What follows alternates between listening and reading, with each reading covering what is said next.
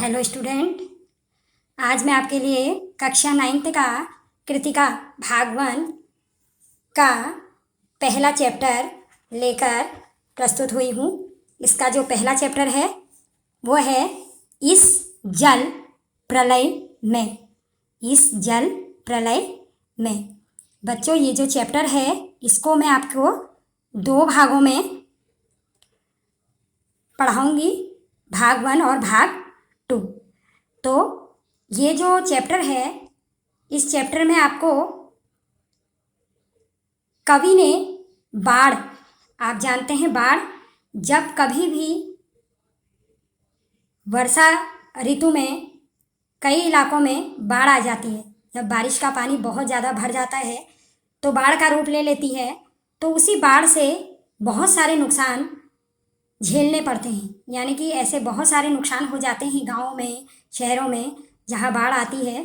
तो उसी बाढ़ से जो नुकसान होता है उससे किस प्रकार लोगों को दिक्कतों का सामना करना पड़ता है, क्या क्या उन्हें दिक्कतें आती हैं, इन सब का वर्णन लेखक ने इस जल प्रलय में पाठ में बताया है। फणीश्वर नाथ रेणु की का लिखा हुआ एक रिपोर्टार्ज, जैसे उपन्यास होता है उसी तरह रिपोर्टार्ज, उन्होंने एक रिपोर्टार्ज लिखा है। तो इस पाठ में हम बाढ़ संबंधी घटनाओं के बारे में पढ़ेंगे और बाढ़ से जो लोगों को काफ़ी परेशानियों का सामना करना पड़ता है उसके बारे में पढ़ेंगे। तो शुरू करते हैं। मेरा गांव ऐसे इलाके में है जहां हर साल पश्चिम, पूरब और दक्षिण की कोसी, पनार, महानंदा और गंगा की बाढ़ से पीड़ित प्राणियों के समूह आकर पनाह लेते हैं। यानी कि लेखक कह रहे हैं कि मेरे गांव में हर साल कोसी, पनार, महानंदा और गंगा की बाढ़ से जो पीड़ित लोग होते हैं वो आकर पनाह मतलब सहारा लेते हैं, वहाँ आते हैं रहने के लिए, रुकने के लिए। सावन भादों में ट्रेन की खिड़कियों से विशाल और सपाट परती पर गाय, बैल, भैंस, बकरों के हजारों झुंड मुंड देखकर ही लोग बाढ़ की विभीषिका का अंदाजा लगाते हैं। यानी कि बाढ़ में ये सारी चीज़ें जब बहकर आती हैं, गाय, बैल, भैंस, उनके झुंड के झुंड, तो इन सब को देखकर बाढ़ कितनी कितनी संकटकारी होती है, कितना विभीषण रूप होता है, यानी कि कितना विभीषक रूप होता है, इसका अंदाजा हम लगा सकते हैं। पर्ती क्षेत्र में जन्म लेने के कारण अपने गांव के अधिकांश लोगों की तरह मैं भी तैरना नहीं जानता। यानी कि कवि कह रहे हैं कि मुझे भी तैरना नहीं आता था, किंतु 10 वर्ष की उम्र से पिछले साल तक बॉय स्काउट, स्वयंसेवक, राजनीति कार्यकर्ता तथा रिलीफ वर्कर की हैसियत से बाढ़ पीड़ित क्षेत्रों में काम करता रहा हूँ। यानी कि लेखक कह रहे हैं कि मैं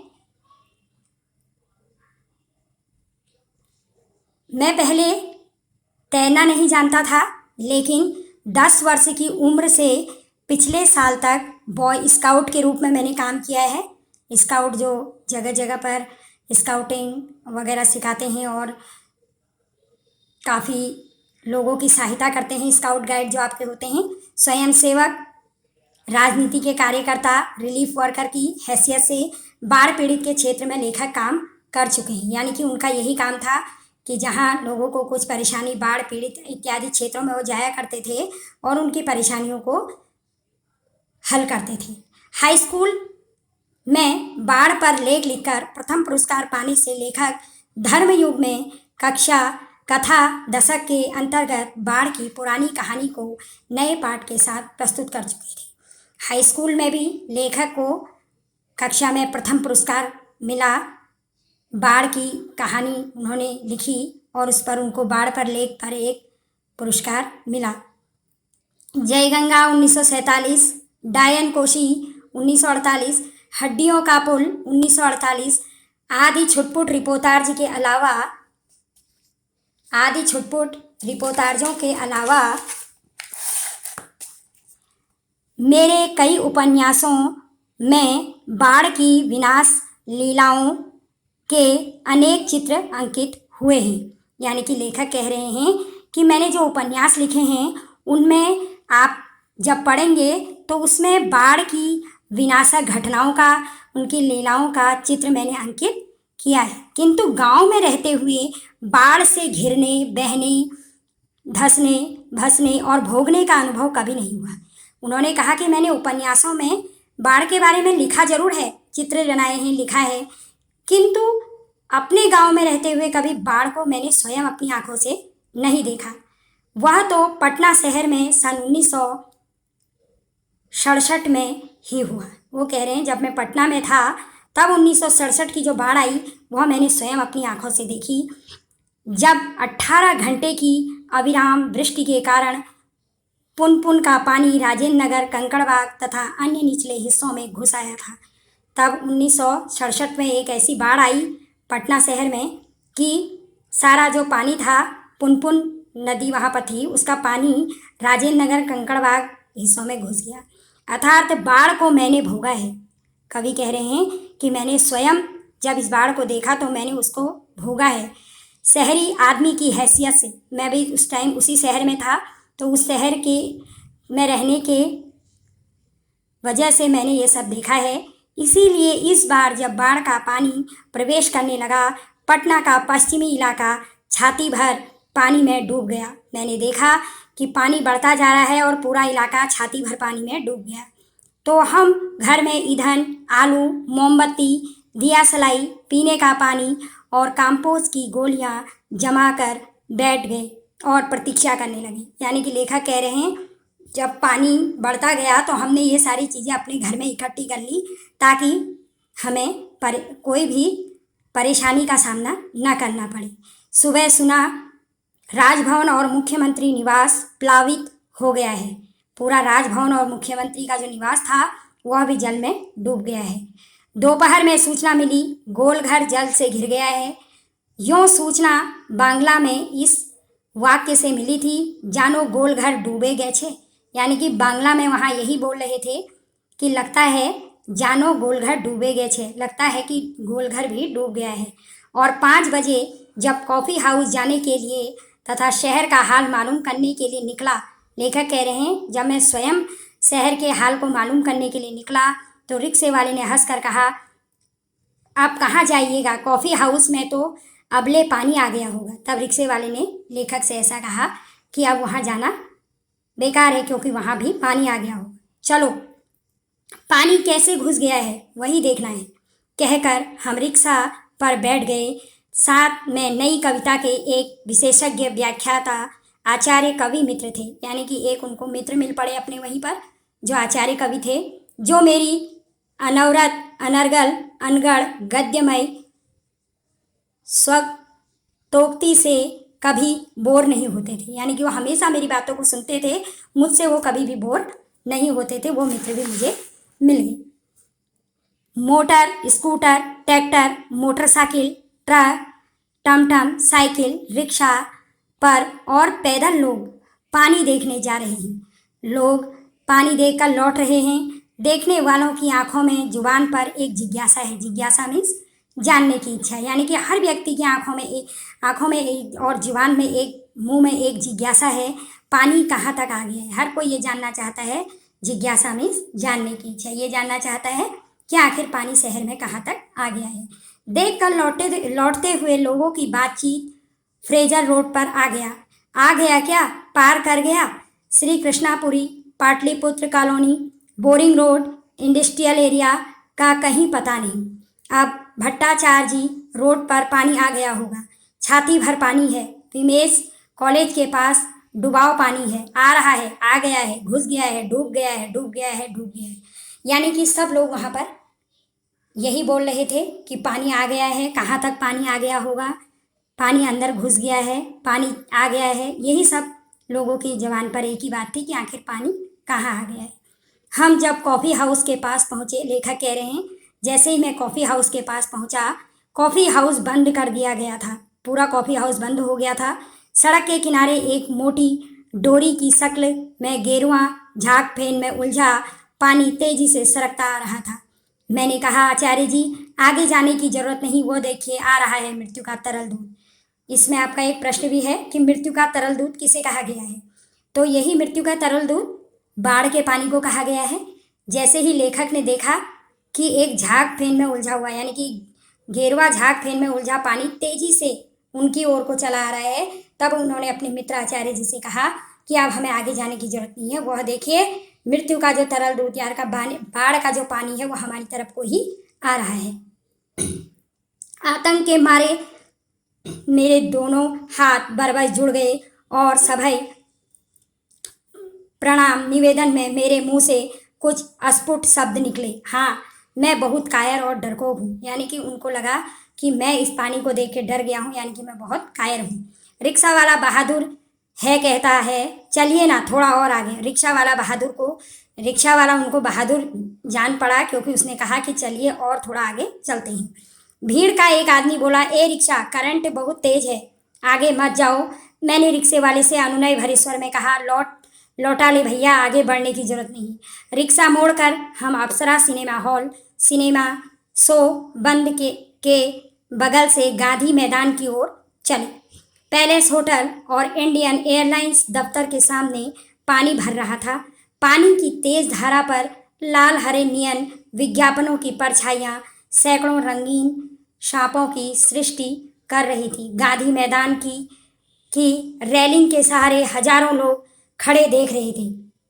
गांधी मैदान में रेलिंग पर खड़े होकर सारे लोग पानी का दृश्य देख रहे थे। दशहरा के दिन रामलीला के राम के रथ की प्रतीक्षा में जितने लोग खड़े रहते हैं उससे भी कम नहीं थे, यानी कि जितने दशहरा के दिन जिस दिन रावण जलता है उस दिन रामलीला के मैदान में जितने लोग होते हैं उससे ज़्यादा ही लोग वहाँ पर थे। गांधी मैदान के आनंद उत्सव, सभा, सम्मेलन और खेल कूद की सारी स्मृतियों पर धीरे धीरे गैरिक आवरण आच्छादित हो रहा था, यानी कि वहाँ जितनी भी चीज़ें होती थी वह सब छिप गया था। हरियाली पर सने मतलब धीरे धीरे, हरियाली पर धीरे धीरे पानी फिरते देखने का अनुभव सर्वथा नया था, यानी कि चारों तरफ की जो हरियाली थी सने यानी कि धीरे धीरे उसमें पानी फिरता नजर आ रहा था। इसी बीच एक अधेड़ मुष्टंड और गवार जोर जोर से बोल उठा, अब दानापुर डूब रहा है था तो पटनिया बाबू लोग उलट कर देखने भी नहीं गए। अब बूझो। मैंने अपने आचार्य कवि मित्र से कहा, पहचान लीजिए, यही है वह आम आदमी जिसकी खोज हर साहित्यिक गोष्ठियों में होती रहती है। इसके वक्तव्य मतलब जो बोल रहा है, मैं दानापुर के बदले उत्तर बिहार अथवा कोई भी बाढ़ग्रस्त ग्रामीण क्षेत्र जोड़ दीजिए। शाम के 7:30 बज चुके और आकाशवाणी के पटना केंद्र से स्थानीय समाचार प्रसारित हो रहा था। उस समय क्या होता था, रेडियो चला करते थे। रेडियो, आजकल तो टीवी वगैरह चलते हैं, लेकिन उस टाइम रेडियो पर आकाशवाणी से ही लोग ज़्यादा समाचार सुनते थे। तो समाचार प्रसारित हुआ। पान की दुकानों के सामने जो लोग खड़े थे वह उत्कांड होकर सुन रहे थे। पानी हमारे स्टूडियो की सीढ़ियों तक पहुंच चुका है और किसी भी क्षण स्टूडियो में प्रवेश कर सकता है। समाचार दिल दहला देने वाला था। कलेजा धड़क उठा। मित्र के चेहरे पर भी आतंक की कई रेखाएं उभरी। आतंक मतलब डर की। अब लेखक को भी थोड़ा डर हो गया और लेखक के मित्र को भी, किंतु हम तुरंत ही सहज हो गए, यानी चेहरे पर चेष्टा करके सहजता ले आए, क्योंकि हमारे चारों ओर कोई भी परेशान नजर नहीं आ रहा था। जितने भी लोग थे वह हंसते हुए नजर आ रहे थे। पानी देखकर लौटते हुए लोग आम दिनों की तरह हंस बोल रहे थे, मुस्कुरा रहे थे, बल्कि आज तनिक अधिक ही उत्साहित थे। हाँ, दुकानों में थोड़ी हड़बड़ी थी। नीचे के सामान ऊपर किए जा रहे थे। रिक्शा, टमटम, ट्रक, टेम्पो पर सामान लादे जा रहे थे। खरीद बिक्री बंद हो चुकी थी। पान वालों की बिक्री अचानक बढ़ गई थी, क्योंकि सारे लोग वहीं पर इकट्ठा होकर समाचार सुन रहे थे, तो वहाँ पर ज़्यादा भीड़ लग गई। आसन्न संकट से कोई प्राणी आतंकित नहीं दिख रहा था। लेखक कह रहे हैं कि हमें ही थोड़ा डर लगा था। हमने जब अपने आसपास देखा कि किसी के भी चेहरे पर डर नहीं है तो हम भी सहज गए। पान वाले के आदमकद आईने में उतने लोगों के बीच हमारी ही सूरतें मुहर्रमी नज़र आ रही थी। मुझे लगा अब हम यहाँ थोड़ी देर भी ठहरेंगे तो वहाँ खड़े लोग किसी भी क्षण ठठाकर हम पर हंस सकते हैं। यानी कि लेखक कहने लगे कि हमारे चेहरों में चिंता थी, और मुझे ये डर था कहीं अब हमारे चेहरे देखकर अन्य लोग हम पर हंस ना पड़े। जरा इन बुज़दिलों का हुलिया देखो, कहीं ऐसा ना कह दें कि जरा इन बुज़दिलों का हुलिया देखो, क्योंकि वहाँ ऐसी ही बातें चारों ओर से उछाली जा रही थी। एक बार डूब ही जाए, धनुकोष धनुष कोटि की तरह पटना लापता न हो जाए, कहीं सब पाप धुल जाएगा। चलो गोलघर के मुंडे पर ताश की गड्डी लेकर बैठ जाएं। बिस्कोमान बिल्डिंग की छत पर क्यों नहीं भाई, यही माकूल मौका है। इनकम टैक्स वालों को ऐन इसी मौके पर काले कारोबारियों के घर पर छापा मारना चाहिए। आसामी बामाल, यानी कि सभी लोग ये कह रहे थे कि इस टाइम जो है, जो इनकम टैक्स वाले लोग हैं, इनको ऐसे जो काला बाजारी वाले लोग हैं उनके घरों में छापे मारने चाहिए। राजेंद्र नगर चौराहे पर मैगजीन कार्नर की आखिरी सीढ़ियों पर पत्र पत्रिकाएं पूर्ववत बिछी हुई थी। सोचा एक सप्ताह की खुराक एक ही साथ ले लूं। क्या क्या ले लूं? हेडली चेज या एक ही सप्ताह में फ्रेंच जर्मन सिखा देने वाली किताबें, अथवा योग सिखाने वाली कोई सचित्र किताब। मुझे इस तरह किताबों को उलटते पलटते देखकर दुकान का नौजवान मालिक कृष्णा पता नहीं क्यों मुस्कुराने लगा। किताबों को छोड़ कई हिंदी, बांग्ला, अंग्रेजी सिने पत्रिकाएं लेकर लौटा। मित्र से विदा होते हुए कहा, पता नहीं कल हम कितने पानी में रहें। बहरहाल जो कम पानी में रहेगा वह ज़्यादा पानी में फंसे मित्र की सुधि लेगा। यानी कि लेखक ने अपने मित्र से विदा लेते हुए कहा कि कल हो सकता है हम पानी में डूब जाएं या गहरे पानी में हों, तो जो भी कम पानी में रहेगा, वो जो भी मित्र उसका फंसा हुआ होगा उसका हाल समाचार पूछेगा। फ्लैट में ही पहुंचा ही था कि जनसंपर्क की गाड़ी भी लाउड स्पीकर से घोषणा करती हुई राजेंद्र नगर पहुंची थी। लेखक कह रहे हैं जैसे ही मैं अपने फ्लैट पर पहुंचा तो जनसंपर्क की जो गाड़ी थी उसमें लाउड स्पीकर से घोषणा होने लग गई कि राजेंद्र नगर पहुंच चुकी थी। हमारे गोलबर के पास कोई भी आवाज़ चारों बड़े ब्लॉकों की इमारतों से टकरा कर मंडराती हुई बार बार प्रतिध्वनि होती है। सिनेमा अथवा लॉटरी की प्रचार गाड़ी यहाँ पहुँचते ही भाइयों पुकार कर एक क्षण के लिए चुप हो जाती है। पुकार मंडराती हुई प्रतिध्वनि होती है, भाइयों भाइयों भाइयों। इस तरह वो लाउड स्पीकर वहाँ पर बोलता है। एक अलमस्त जवान रिक्शा चालक है जो अक्सर रात के सन्नाटे में सवारी पहुंचाकर लौटते समय इस गोलघर के पास आलाप उठता है, सुन मेरे बंधु रे ए सुन मोरे मितुआ वाह वाह य। गोलघर के पास जनसंपर्क की गाड़ी से ऐलान किया जाने लगा, भाइयों ऐसी संभावना है कि बाढ़ का पानी रात्रि के करीब 12 बजे तक लोहानीपुर,